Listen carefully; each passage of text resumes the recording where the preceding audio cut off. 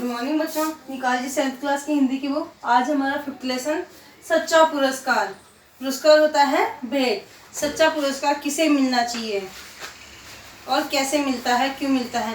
पहले तो हम बात करते हैं, इसमें कुछ शब्दार्थ दिए गए हैं। पीछे देखिए 38 पेज नंबर पे तसल्ली। तसल्ली का अर्थ बता रखा है इसमें दिलासा। दरी यानी जो आप घर में रोज बिछाते होंगे, आपके सबके घर में मिल जाएगी। या दरी मोटे सूतों का एक बिछावन होता है। जाड़ा होती है ठंड। पैगंबर होता है फरिश्ता। और महापुरुष का अर्थ होता है महान पुरुष, सिद्ध पुरुष। दलील यानी तर्क देना, बहस करना। प्रयत्न यानी कोशिश। बेतहाशा यानी अंधाधुंध। बेतहाशा यानी अंधाधुंध। जमघट यानी भीड़।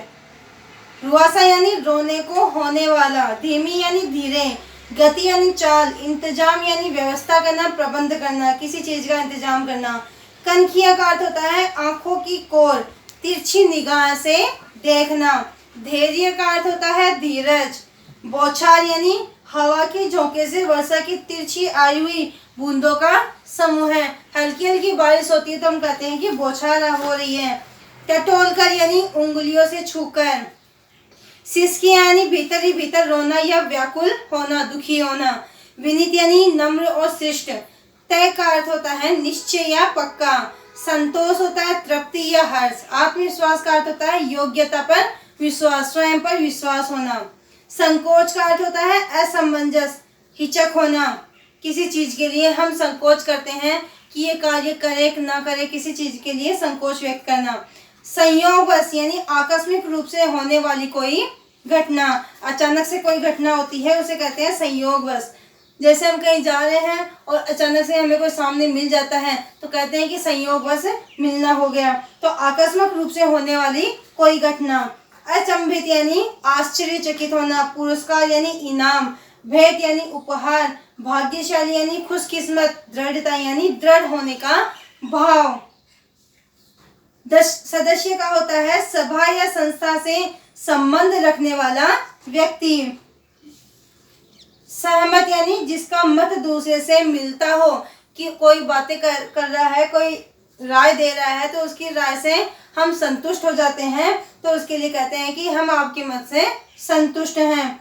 सहमति प्रदान करना मतलब हम जिसका मत दूसरे से मिलता हो, कि आपने जो कहा वो मुझे भी मंजूर है, मुझे भी स्वीकार है, मतलब उसकी सोच एक दूसरे की सोच से मिलना। निश्चय का अर्थ होता है फैसला। शुल्क का होता है दाम।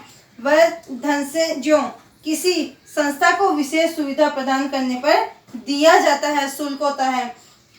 नियमानुसार, नियम के अनुसार। किस्तों यानी अंश, भाग। नियत समय पर दिया जाने वाला धन या किस्त। यूनिफॉर्म किसी विशेष संस्था की विशेष पोशाक। जैसे आपके स्कूल की यूनिफॉर्म होती है तो उसी प्रकार अलग अलग जगह जैसे कोई कार्य करते हैं, व्यवसाय करते हैं, वहाँ के भी कुछ नियम होते हैं। जैसे यूनिफॉर्म भी होती है उनके अलग अलग, जैसे अलग डे के अनुसार, जैसे 3 डेज आप चलती हैं, 3 डेज अलग ड्रेस, 3 डेज की अलग ड्रेस चलती है। उसी प्रकार से इनके भी यूनिफॉर्म अलग अलग होती है।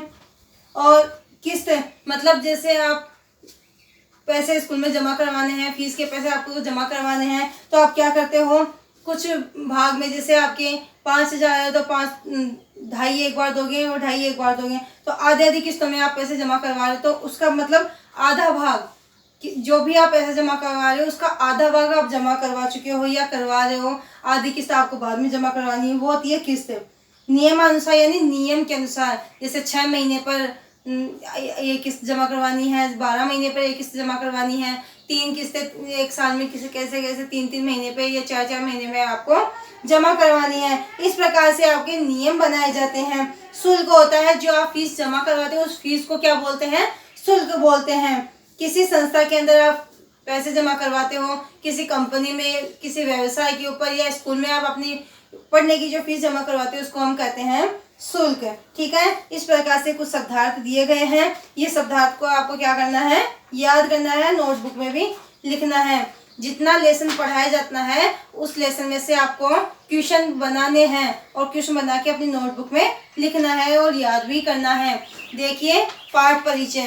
प्रस्तुत कहानी द्वारा लेखक हमारे समाज की दो प्रमुख समस्याओं की ओर हमारा ध्यान आकर्षित करने का प्रयत्न कर रहा है। तो लेखक क्या करना चाह रहे हैं, समाज में दो समस्याओं के बारे में बता रहे। वैसे तो समस्याएं बहुत सारी आती हैं, लेकिन दो समस्याओं के बारे में खास तौर से उन्होंने हमारा ध्यान उसकी ओर आकर्षित करने के लिए प्रेरित किया है। वे दो समस्याएं कौन कौन सी है? पहली तो है बेईमान और दूसरा है बाल श्रम, यानी बालक पर किसी प्रकार से जोर देकर जबरदस्ती करके उसे काम करवाना या व्यापार करवाना। हम सब का कर्तव्य है कि हम बाल श्रमिकों की सहायता करें, जो बच्चों को काम करवाते हैं उनके ऊपर केस करें या कानून से राय लें और उनके जीवन में आशा की किरण जगाएं। जो बाल श्रमिक है, जो बच्चे काम कर रहे हैं, काम करने पर मजबूर हो रहे हैं, आर्थिक तंगाई के कारण जब बालक काम करने पर मजबूर होते हैं तो उन बच्चों को जाकर समझाना या जो करवा रहे हैं उनको समझाना, जीवन में आशा की किरण जगाना। उन बच्चों के मन में क्या करनी है, हमें आशा की एक किरण जगानी है और वो किस प्रकार से उस लेसन के माध्यम से देखेंगे, जिससे वह हमेशा ईमानदारी की राह पर चलें। आगे भी जाकर वह क्या करें, हमेशा ईमानदार बना रहे। उनकी सफलता ही उनकी ईमानदारी का पुरस्कार होगा। उनकी जो सफलता है वो किस में है, उनकी ईमानदारी में है। जब तक वो ईमानदार होकर कार्य करेंगे तभी वह सफलता को हासिल करेंगे और वही उनका सबसे बड़ा पुरस्कार होगा। तो इस लेसन के माध्यम से हम देखेंगे कि बाल श्रमिक को किस प्रकार से जागरूक किया जाए और कैसे कार्य करवाया जाए। ठीक है, लेसन की बात हम कल करेंगे। Thank you.